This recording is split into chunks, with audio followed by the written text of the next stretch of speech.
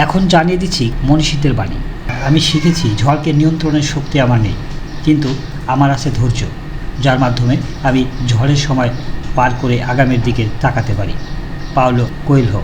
ধৈর্য হলো জগতের সবচেয়ে শক্তিমান যোদ্ধা। Leo Tolstoy.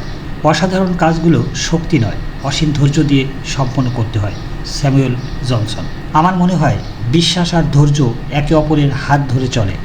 তুমি যখন সব কিছুর পরও সৃষ্টিকর্তার উপর বিশ্বাস রাখবে, তখন তোমার জীবনে আনন্দ নেমে আসবে। যখন সৃষ্টিকর্তার উপর তোমার বিশ্বাস থাকবে, তুমি অনেক বেশি ধৈর্য ধারণ করতে পারবে। জয়েস মেয়ার। ধৈর্য, অধ্যবসায় আর পরিশ্রম, এই তিনটি এক হলে সাফল্যকে আর থামানো যায় না। Napoleon Hill. ধৈর্য ধারণ করো, সহজ হওয়ার আগে সব কিছুই কঠিন মনে হয়। শেখ সাদি। ধৈর্য আর পরিশ্রম জাদুর মতো, এরা বাধা আর বিপদকে অদৃশ্য করে দেয়। জন কুইন্স অ্যাডাম। অন্ধকার হলে ধৈর্য ধরে বসে থাকো, ভোর আসবেই। Jalaluddin Rumi.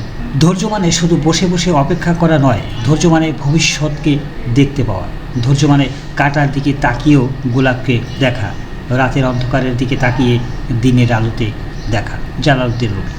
ধৈর্য একটি অসাধারণ মানসিক ক্ষমতা, এবং আমি এখনও এটা শিখছি।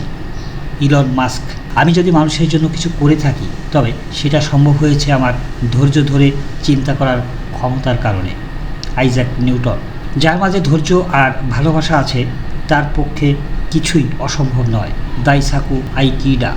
ধৈর্য দিয়ে যা অর্জন করা যায়, তা শক্তি প্রয়োগ করে অর্জন করা যায় না।